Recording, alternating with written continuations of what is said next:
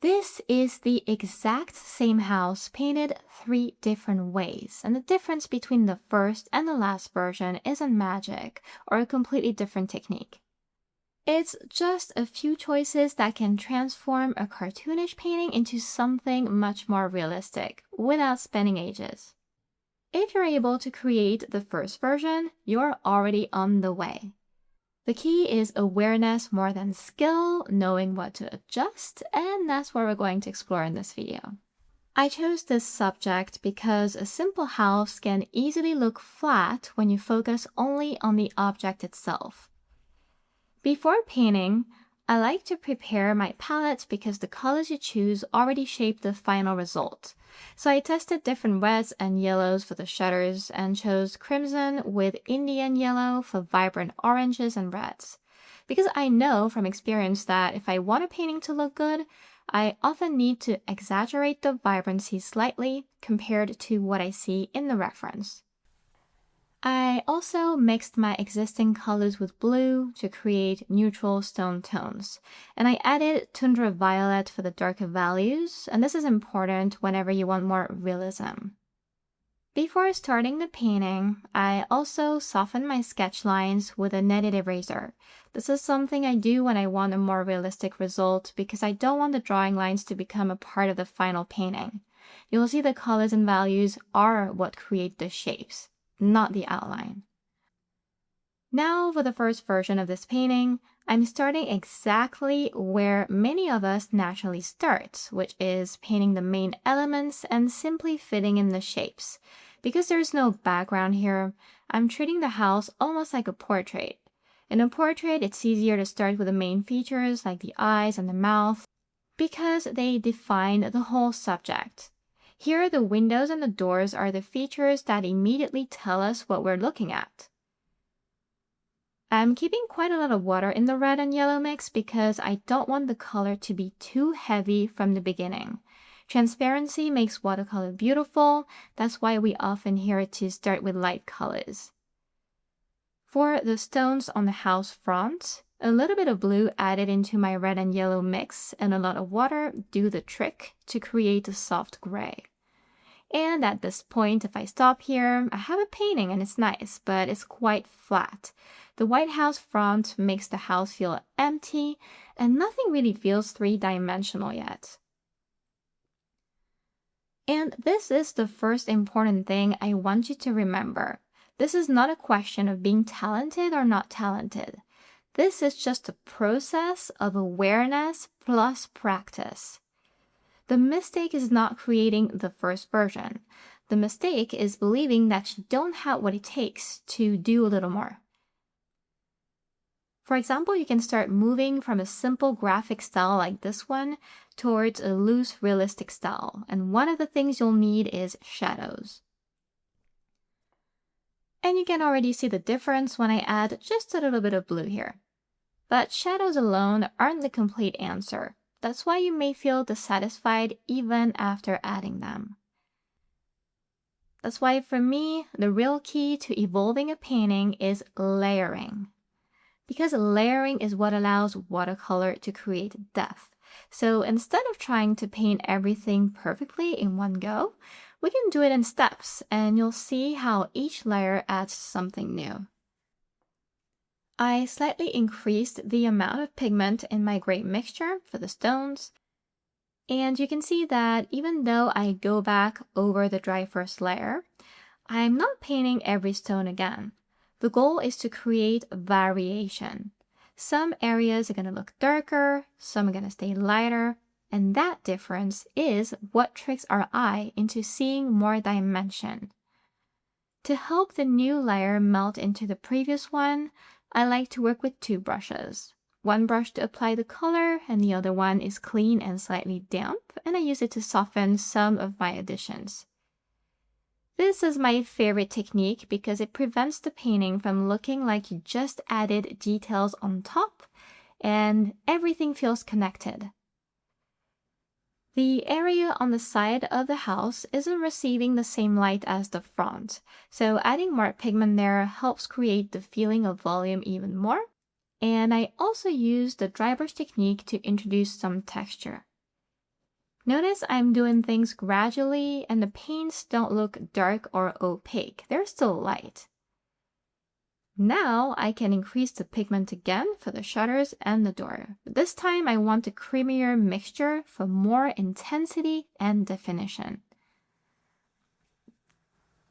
But I'm still just suggesting details like for the stones, just adding variations, and then using my clean damp brush to soften some areas. I also add the windows in the doors, which are important because they create a strong contrast, dark shapes against a lighter area. But to avoid a super tight look, I don't paint perfect rectangles, and to achieve that, I just soften some of the edges with my clean and damp brush. At this point, we're somewhere in the middle between cartoonish and realistic, and we have a nice loose realistic painting that's still quite simple to achieve if you're a beginner and you want to take that next step. Now, if you're ready to push further, you can, and usually I enter the stage by darkening and thickening my mixes a bit more. For example, I begin shaping the roof styles with a darker brown mixture. But I am not changing my process. I just added more blue and I'm painting smaller areas, that's it. The more you increase the darkness, opacity, and precision of your touches, the more realistic and refined the painting can become. But this is also where you have to be careful since more detail does not automatically mean better. I'm sure you know there's always a point where adding more becomes too much. This is why I prefer working step by step over the whole painting instead of finishing one tiny area completely before moving on. It allows me to constantly judge if the painting needs more or if it's already enough. Now I'm using my dark color, sparingly, to strengthen some of the deepest shadows, especially underneath the roof. You could apply this exact process to almost any subject. In a portrait, you would create a shadow underneath the chin and in the neck area. In a house, you have the shadow underneath the roof. In a flower, you have shadows where petals overlap. Because the principle is always the same. Wherever something recedes or blocks light, there'll always be a darker area nearby. I'm adding more shadow around the windows and the door because these areas naturally need more depth. But I'm still softening some edges with my clean damp brush so those shadows blend into the layers underneath.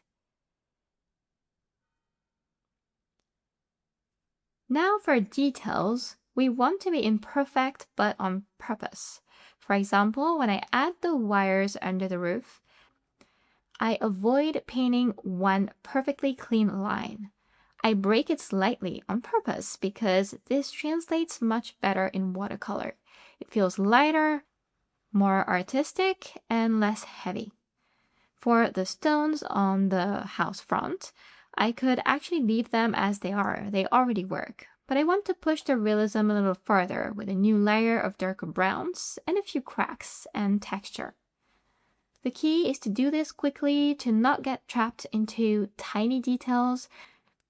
And also something I like to do is not zoom in too much on a reference photo. If the information I get from the photo stays broad enough for me, then I know I'm not going to overdo it on the painting.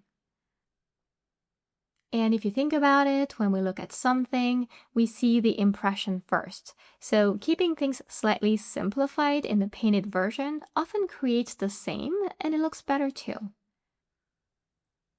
And now I reach the stage where I think that this is probably enough, but I have one little trick I love using at this point.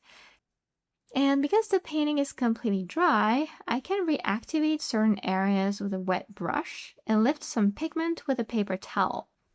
It's the lifting technique, and it's especially useful for creating extra light or refining some details without looking too tight and precise.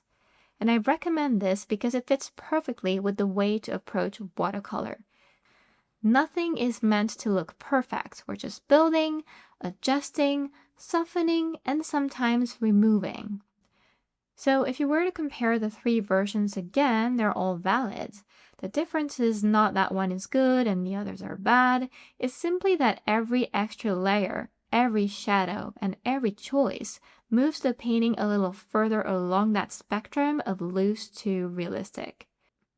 If this way of explaining how watercolor works made it click a little better for you, please let me know in the comments below. And if you enjoyed this video and you want to learn my watercolor techniques step by step, I have watercolor courses to guide you through the whole process, from choosing colors to creating depth and beautiful finished paintings.